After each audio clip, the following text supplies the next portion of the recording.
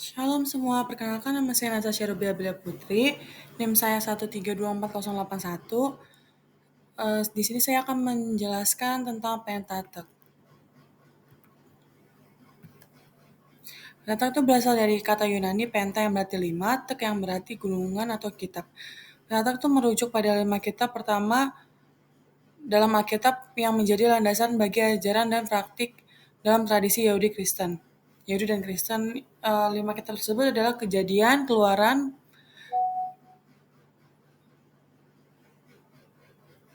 Imamat, Bilangan, dan Ulangan. Yang Kejadian itu menceritakan penciptaan dunia, kisah patriark, dan awal mula bangsa Israel. Keluar itu mengisahkan pembebasan bangsa Israel dari perbudakan di Mesir, perjalanan mereka menuju tanah perjanjian, dan penerimaan hukum di Gunung Sinai. Imamat berisi peraturan dan hukuman yang diberikan kepada bangsa Israel, termasuk pedoman ibadah, kesucian, dan hubungan sosial. Bilangan mencatat perjalanan bangsa Israel di padang gurun, mencakup sensus dan peraturan yang tetap untuk kehidupan sehari-hari mereka. Ulangan merupakan pengulangan dan penegasan hukum yang diberikan sebelum disampaikan oleh Musa menjelang masuknya ke bangsa Israel ke tanah Kanaan. Menurut tradisi Yahudi dan Kristen itu Pentateuch itu bagian paling awal dan paling penting dari kitab suci. Pentateuch menurut tradisi Yahudi secara hukum dan praktik itu berisi hukum yang diikuti oleh umat. Ini mencakup etika, ritual, dan aturan sosial. Berdasarkan perayaan itu banyak perayaan tradisi seperti Paskah. Eh, Pembacaan dan pengajaran biasanya itu sering dibaca dan diajarkan di sinagoge setiap minggu. Umat Yahudi membaca bagian tertentu dari Pentateuch selama ibadah Sabat. Berdasarkan tradisi Kristen secara teologis dianggap sebagai bagian dari Alkitab dan sering dirujuk oleh Yesus dan para para rasul. Ajaran moral itu hukum yang terkandung tuh ada 10 perintah Allah itu biasanya menjadi landasan etika Kristen. Secara penggenapan Pentateuch itu sebagai penggambaran awal dari penggenapan dalam Kristus. Misalnya pengorbanan domba Paskah dianggap sebagai simbol pengorbanan Yesus. Kitab Kejadian kitab pertama Pentateuch yang mencakup berbagai tema utama, termasuk penciptaan asal-usul manusia dan kisah patriark. Menurut penciptaan, kitab ini dimulai dengan narasi penciptaan dunia dalam hari ke-6 dan diakhiri dengan istirahat Allah pada hari ke-7. Menurut kejatuhan manusia, itu kisah Adam dan Hawa serta pelanggaran mereka di Taman Eden yang mengakibatkan kejatuhan manusia. Ini menjelaskan asal mula dosa dan dampaknya bagi seluruh umat manusia. Menurut kisah patriark menceritakan kisah Abraham, Ishak, Yakub, dan Yusuf yang merupakan nenek moyang bangsa Israel. Hubungan Allah dengan mereka menekankan pada perjanjian. Contohnya Abraham dipilih oleh Allah untuk menjadi bapa segala bangsa dan menerima janji Allah tentang keturunannya. Menurut kitab Keluaran. Kitab Keluaran itu kitab kedua dalam Pentateuch yang berfokus pada pembebasan bangsa Israel dari perbudakan Mesir dan penerimaan hukum di Gunung Sinai. Menurut perbudakan Mesir itu Kitab Keluaran dimulai dari gambaran tentang bagaimana bangsa Israel menjadi budak di Mesir dan mengalami penindasan. Menurut panggilan Musa itu berdasarkan saat Allah memanggil Musa untuk memimpin bangsa Israel keluar dari Mesir. Berdasarkan penyelamatan dan pelaka Mesir, Allah mengirim 10 tulah ke Mesir sebagai tanda kuasanya dan untuk membebaskan umatnya.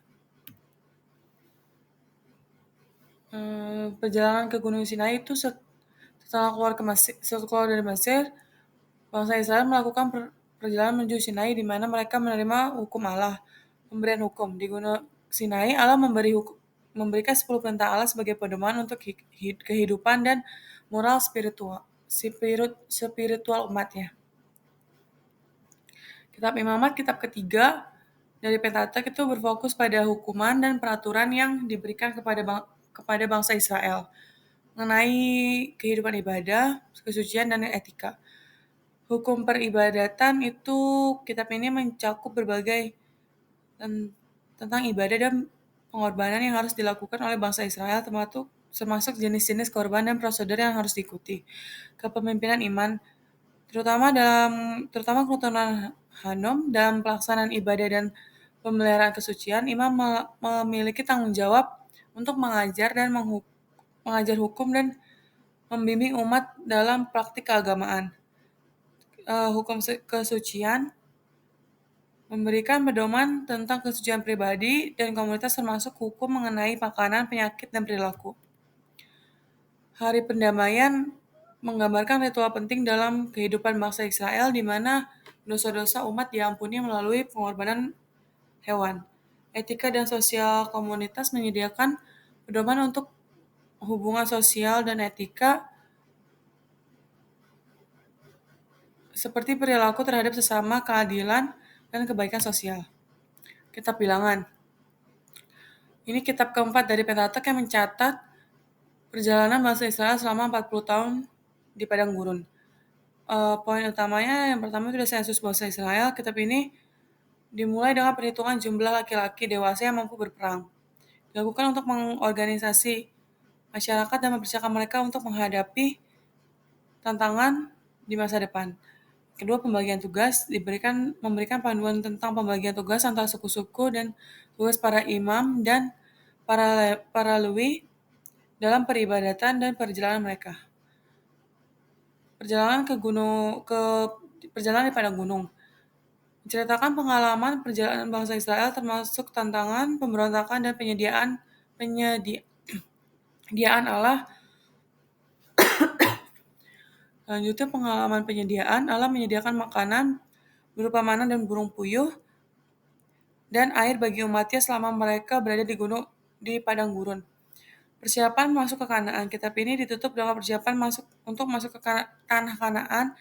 Ini termasuk pemberian hukum baru dan penegasan kembali perjanjian Allah dengan bangsa Israel. Kitab Bilangan itu kitab terakhir dalam Pentatek yang berisi pengulangan hukum dan ajaran yang telah diberikan sebelumnya. Kitab ini disampaikan oleh Musa menjelang akhir hidupnya sebelum bangsa Israel memasuki tanah perjanjian. Pengulangan hukum. Ulangan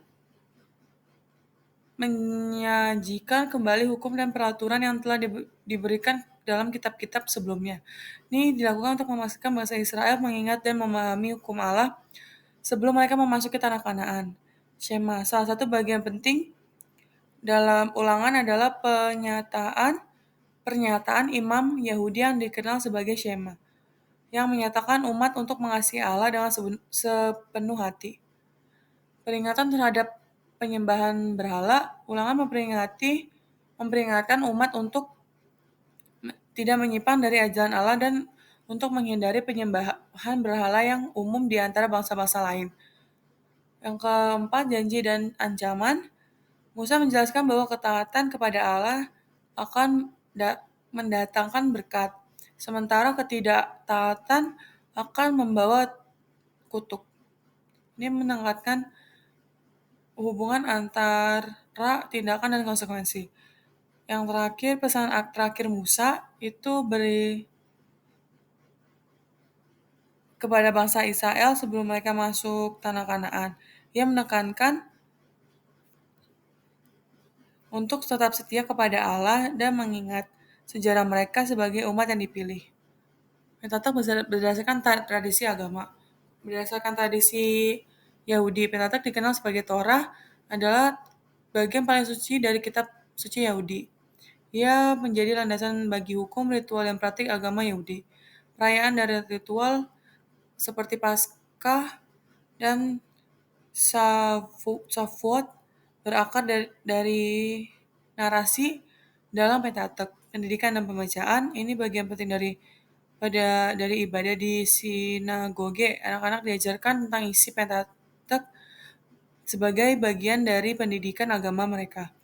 Menurut tradisi Kristen, dalam Pentatak diakui sebagai bagian dari Perjanjian Lama dan memberikan dasar bagi pemahaman tentang keselamatan hukum dan hukuman dan hubungan manusia dengan Allah.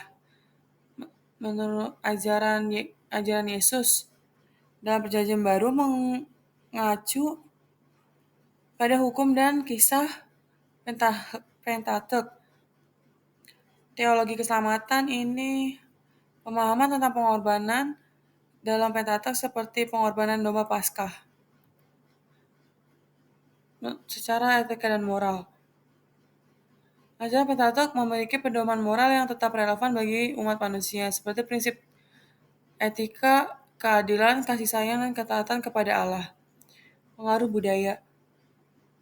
Pentatek telah mempengaruhi hukum dan norma dalam masyarakat barat dan budaya lainnya, termasuk prinsip keadilan dan hak asasi manusia.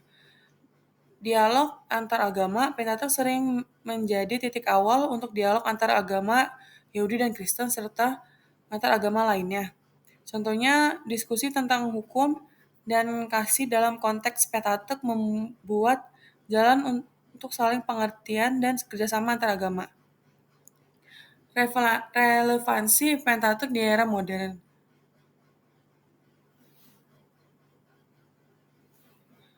Meskipun ditulis beribu tahun yang lalu, Pentatek tetap memiliki relevansi yang signifikan dalam konteks kehidupan modern. Yang pertama adalah etika dan moral. Prinsip moral yang terdapat pada Pentatek itu keadilan, kasih, dan kebaikan tetap menjadi landasan bagi banyak ajaran etika moral dalam masyarakat modern. Berdasarkan identitas dan komunitas dalam era modern yang sering kali terfragmentasi, ajaran ini mengingatkan kita akan nilai solidaritas dan komunitas, lingkungan, dan tanggung jawab sosial. Ajaran tentang pemeliharaan ciptaan dan tanggung jawab manusia terhadap lingkungan sebagaimana dinyatakan dalam narasi penciptaan. Dialog antar budaya.